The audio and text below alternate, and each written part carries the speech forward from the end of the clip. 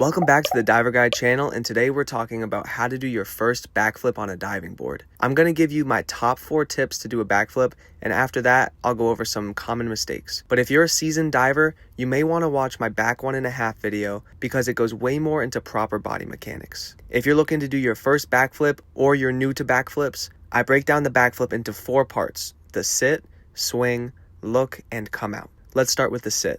I say sit instead of squat because when you're first learning how to do a backflip, you want to move away from the board safely. So if you sit, your butt will fall back slightly, which will take you safely away from the board. Step 2 is swing, and that refers to your arms. Ideally, when you're standing on the end of the board, you'll have your heels hanging off the edge just a little bit. That way you can swing your arms back and then through close to your legs as they pass up in front of your face all the way up to your ears. That swing, along with the sit, is going to generate all of the force that you need to make a full flip all the way around. And that's especially true on a diving board because the diving board is going to give you a little extra push as well. Step 3 is for 2 places you need to look. First, as you're swinging your arms, you want to look forward as if you're looking at the end of the diving board. Then, once you're up in the air, you can put your head back to look for the water. That's super important, especially if you want to learn back 1.5 or back double in the future. The first look we call looking into the tuck. It's as if you're trying to get smaller into the ball and you're looking forward and down as you're leaving the board.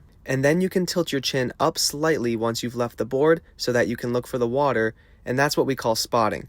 You're looking for the water to know when to come out. Then it's time for step 4. The come out is very simple. You want to pretend like you're standing up. A lot of people will throw their shoulders back too hard and it will make them over-rotate. You want to try and keep a more hollow body position and let your feet extend out from the tuck first before opening up at the hip and getting taller as if you're standing up all the way. If this is your first backflip, don't think about step 4 too much, but as you do more and more of them, being able to control your flip speed and how you come out will help a lot. Now for some common mistakes that people make. Don't throw your head back on the start. That looks like this. As this person's leaving the board, their head is tilting back so they're no longer looking forward, and that's a big mistake. Look forward until you push away from the board completely. Another common mistake is sitting on the takeoff too much. When you're first learning this dive, sit back as much as you want, but as you gain experience, try to find the balance between sitting and squatting in a way that keeps your hips over your ankles more. This will give you so much more balance on the board and control in the air. The last mistake I'll talk about is pulling too much with the shoulders on the come out.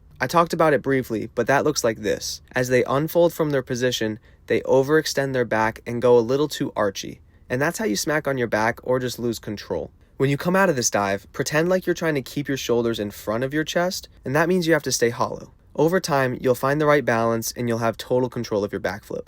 I hope this helps, and if you want more diving content, subscribe and check out the videos I've already made. Feel free to ask any questions in the comments below, and good luck!